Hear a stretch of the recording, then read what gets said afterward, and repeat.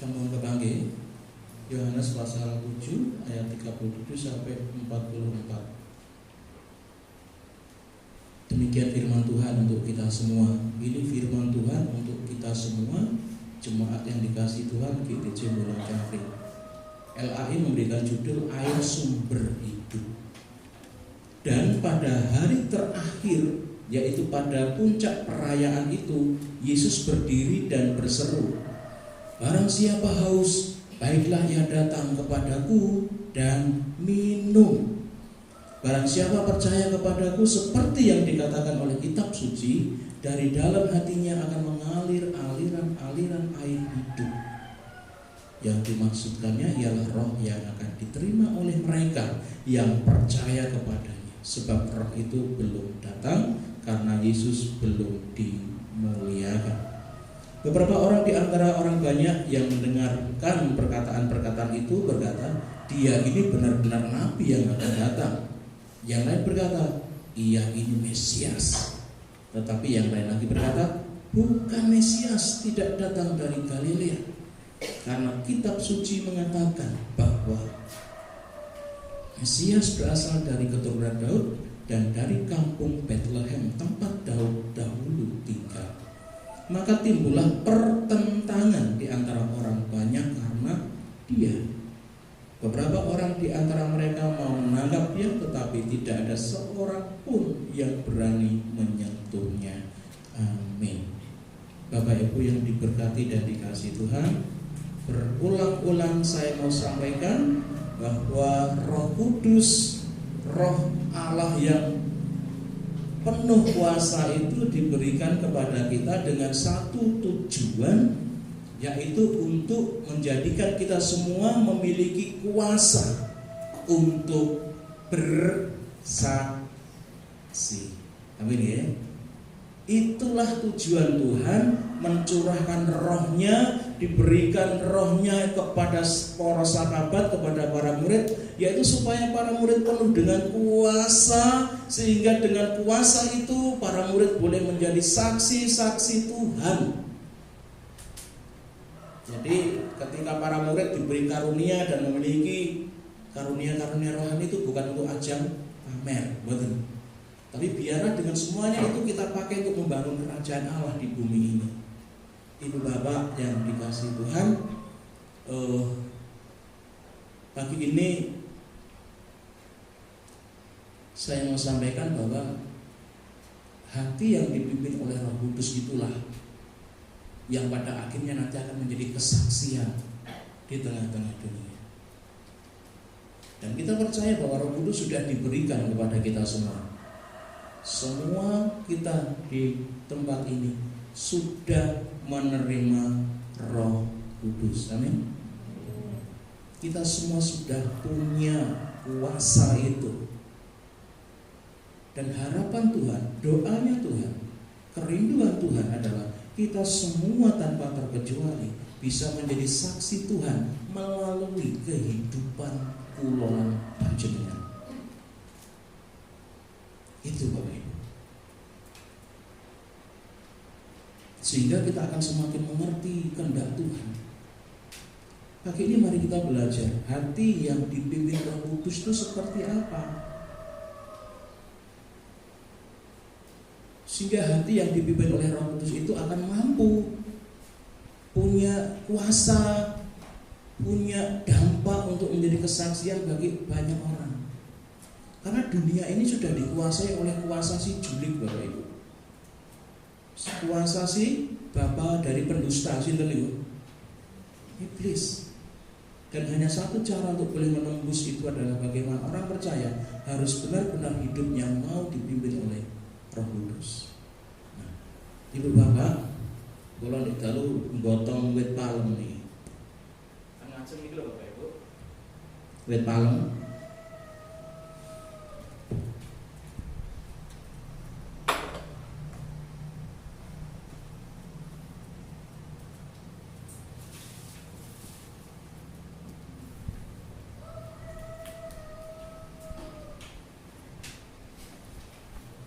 Wit niki Pak Bu.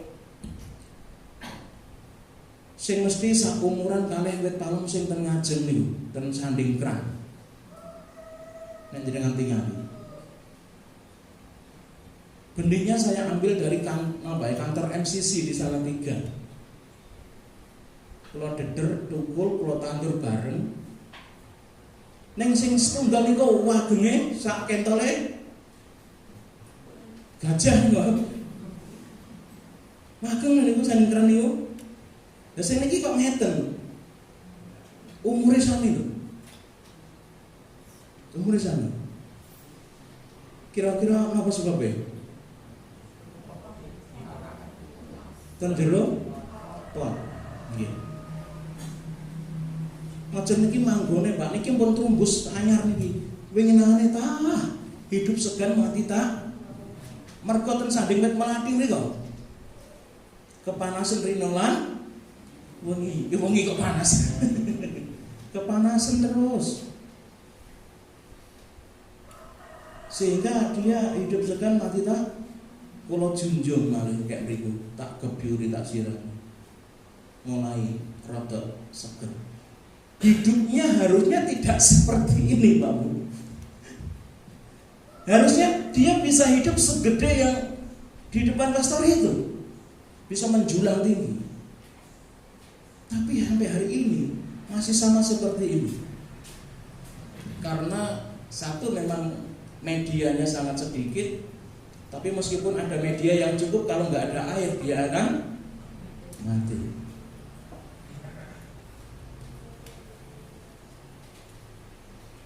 Seharusnya hidupnya tidak seperti ini, Bapak Ibu.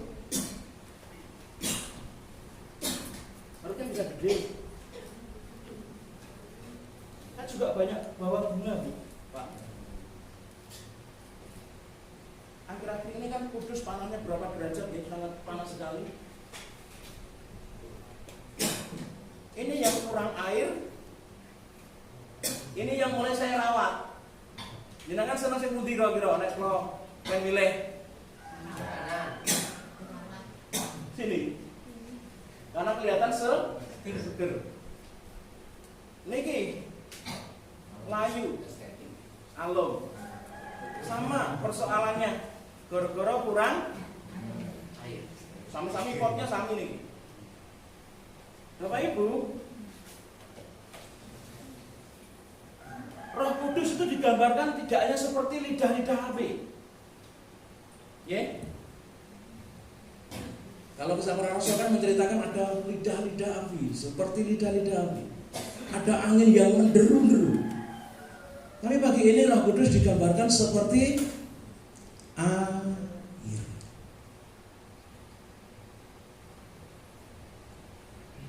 Air itulah yang akan memberi kehidupan.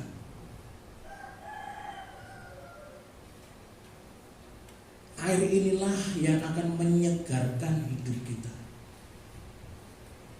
Air inilah yang akan membuat kita menjadi kuat. Air inilah yang akan membuat kita menjadi hidup. Tidak sekedar hanya hidup, tapi orang yang hidupnya dipimpin Roh Kudus seharusnya bisa memiliki hidup yang semestinya. Orang mau sekedar hidup, tapi hidup yang penuh dengan kesegaran, hidup yang penuh dengan kekuatan, hidup yang penuh dengan antusias, hidup yang penuh dengan kegairahan, hidup yang penuh dengan semangat. Itulah hati orang percaya yang dipimpin oleh Roh Kudus. Namun tidak kita pungkiri bahwa banyak juga orang percaya yang hidupnya mengalami kekeringan secara rohani. Pernah panjenengan menemukan orang Kristen yang hidupnya penuh dengan kegelisahan karena dia kering secara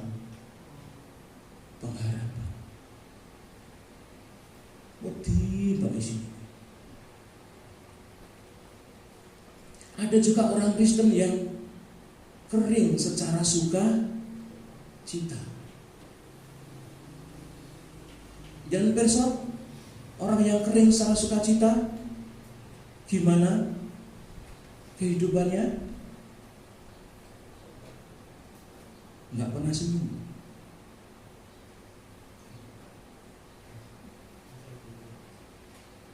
Nggak pernah senyum.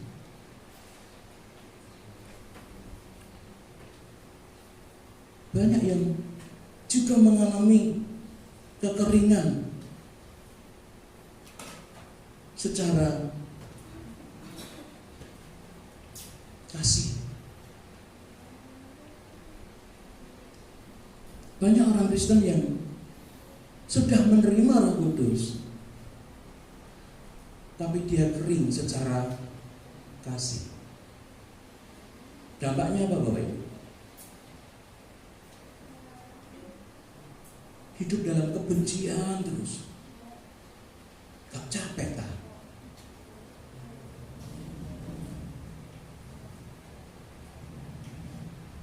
Jenengan benci seseorang, sing kesel ati pun jenengan, wong niku mboten kesel.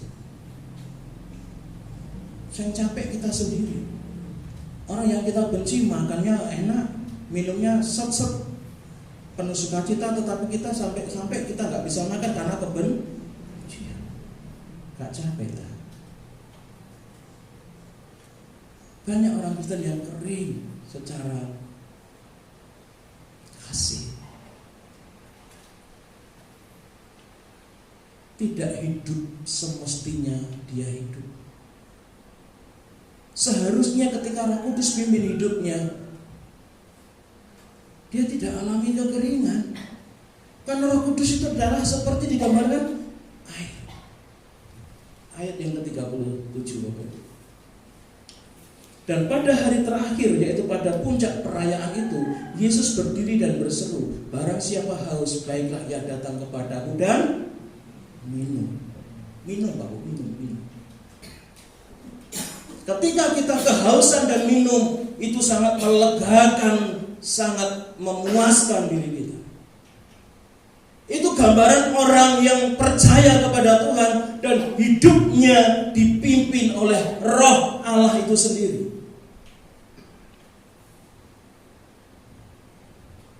Seharusnya dia akan dipuaskan secara rohani. Seharusnya dia akan dipuaskan secara batin. Sehingga hidupnya akan penuh dengan sukacita, penuh dengan rasa syukur. Karena air itu masuk ke dalam tubuhnya, menguasai seluruh hidupnya dan memimpin hidupnya. Sang Roh Kudus digambarkan seperti air.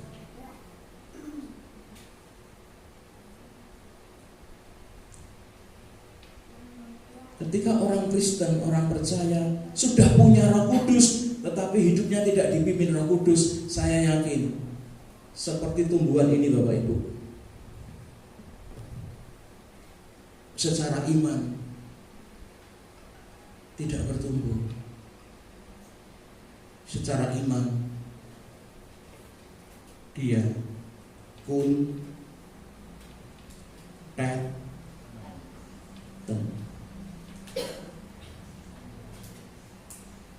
Kuneten, kerdil. Karena hidupnya gak dipimpin Roh Kudus.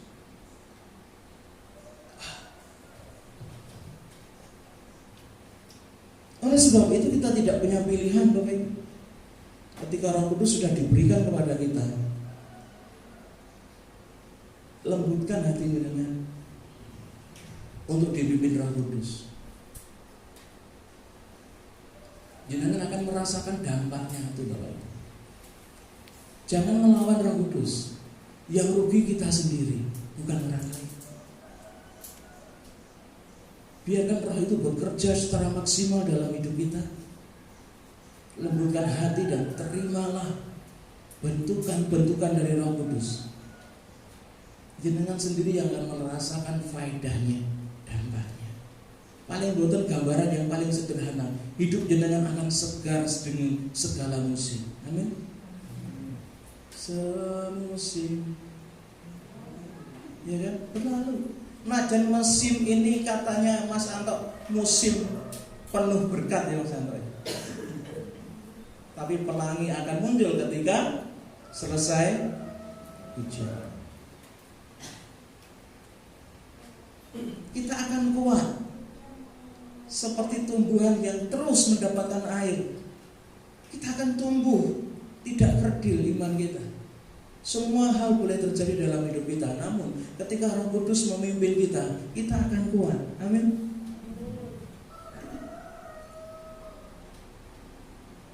Kita akan kuat. Kita akan segar meskipun musim panas, karena Roh Kudus terus memimpin kita. Jadi sekali lagi Bapak Ibu, kalau hidup orang percaya, orang Kristen dipimpin oleh Roh, pasti dia akan mengalami perubahan.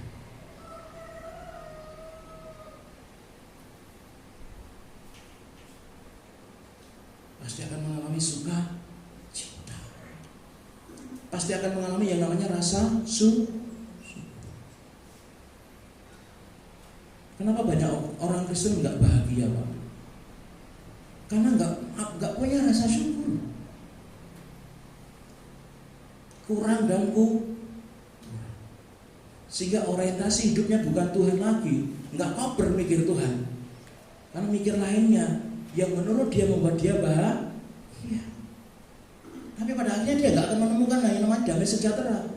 Mau cari duit sampai kapanpun kita akan kurang, Pak. Bukan berarti saya nggak butuh duit. Tapi kalau orientasi hidup kita adalah hanya uang, kita nggak akan pernah dipuaskan. Karena gaya hidup kita akan mengikuti pendapatan kita. Manusia nggak pernah puas. Angah-angah terus, merasa kurang terus, sehingga hidupnya nggak akan pernah damai sejahtera. Karena nggak pernah merasa cukup dan cukup. Makanya wow, firman Tuhan ini memang belum sampai ke murid-murid Roh Kudus. Namun Tuhan berpesan kepada para murid, yang haus datang padaku dan apa tadi? Minum sepuasnya. Minumlah kasih Tuhan, Bapak. Benar yang dipuaskan. Banyak orang Kristen yang mengalami dahaga, dehidrasi rohani, Bapak. Roh Kudus yang sedemikian hebatnya dibiarkan begitu saja, tidak diminum. Aduh, sayang sekali. Banyak orang Kristen yang mengalami dehidrasi rohani, dahaga rohani, kekeringan rohani. Sekali lagi firman Tuhan ingatkan kita pagi ini, biarkan hati jenengan dipimpin Roh. Dan firman Tuhan janjikan Dia akan memberikan apa yang tidak dunia ini berikan dan jenengan. Amin. Dunia gak pernah ngasih jenengan damai sejahtera. Hanya Yesus Tuhan Roh Kudus yang memberi kita damai sejahtera. Itu yang pertama, Bapak Ibu. Biarkan hidup kita dipimpin Roh. Kenapa? Karena Roh Kudus akan membuat kita hidup selayaknya kita harus hidup. Kata wong Kristen sing duwe Roh Kudus darine ning mengalami kekeringan rohani karena hidupnya tidak mau dipimpin oleh Roh Kudus. Banyak orang yang enggak punya Roh Kudus tapi juga hidup, namun hidupnya jauh dari kata menyenangkan hati Tuhan. Kita enggak seperti itu. Ketika hidup kita dipimpin oleh Roh Kudus, hidup kita akan seperti selayaknya kita hidup, yaitu menyenangkan hati Tuhan. Kita bertumbuh secara rohani, kita akan kuat dalam segala badai kehidupan. Amin. Mau badai seperti apa? Lagu tadi malam saya terberkati Bapak Ibu. Walau bumi berguncang, gunung-gunung beranjak, namun kasih setiamu tak pergi dariku. Bayangkan Bapak, mau goncang buminya, mau gunung Muria pindah sekalipun, kasih Tuhan gak pernah berhenti dalam hidup saya dan saudara. Amin. Mau badai seperti apapun yang kita alami, bukan saya sok hebat. Mau seperti apapun badai yang Tuhan izinkan panjenengan rasakan, prahara seperti apapun yang Tuhan izinkan saat ini, Bapak, Ibu, Saudara, saya mau bilang kasih Tuhan tidak pernah lari dari kita. Itulah Bapak Ibu. Wah, saya kadang mengikuti proses Tuhan itu memang sakit gitu. Namun saya terhenyak dengan pujian bagi malam. Oh benar ya Tuhan, meskipun mau jadi terbelah jadi apapun bumi ini, kasih setia nggak pernah meninggalkan kami. Sehebat apapun badai yang kami alami, Tuhan nggak pernah meninggalkan kami. Wow. Jadi jangan pernah ragu Bapak Ibu, membiarkan hidup kita dipimpin oleh Roh, karena kita akan hidup semestinya seperti apa kita harus hidup di hadapan Tuhan. Amin. Dengan ketika hidupnya dipimpin oleh Roh, jenengan punya sumber yang akan mengalirkan sumber yang akan mengalirkan berkat ke banyak orang, yang itu menjadikan orang lain merasakan sukacita dan hidup. Saya gambarkan demikian Bapak. Saya bisa minta tolong Mas Aryo di sini. Dua orang itu, tolong ambilkan gelas kecil itu Mas.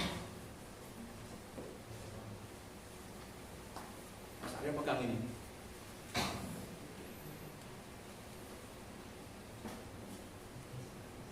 Begini. Becer. Nah, saya kasih tahu Pak Bu, menjadi berkat itu begini. Gua siram dulu Mas.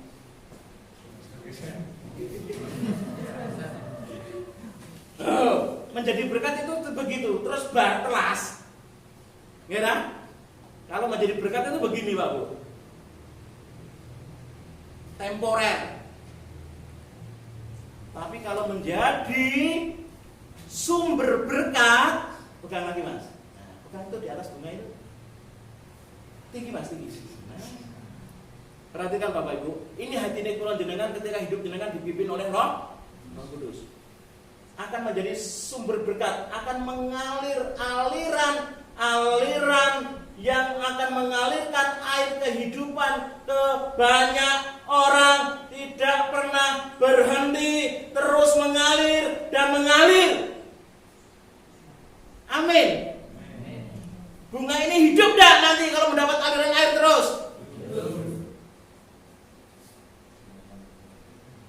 Terima kasih Mas. Silakan kembali.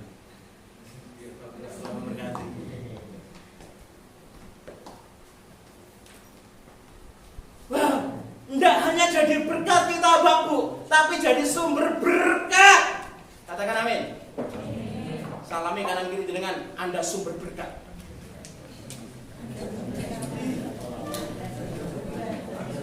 Sumber berkat.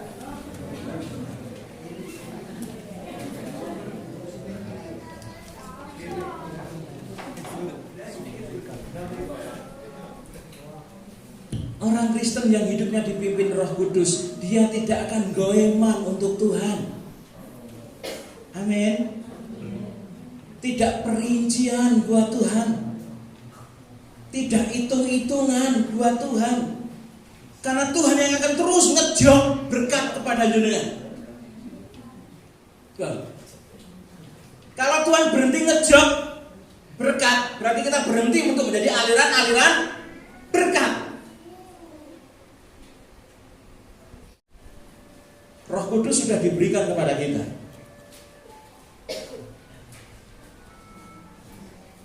Kalau hidup kita tidak mau dipimpin oleh Roh Kudus, panjenengan dan saya, sekali lagi saya dan panjenengan dan saya panjenengan, kalau hidup kita nggak mau dipimpin oleh Roh Kudus, kita sedang dalam masalah serius. Saya mengatakan.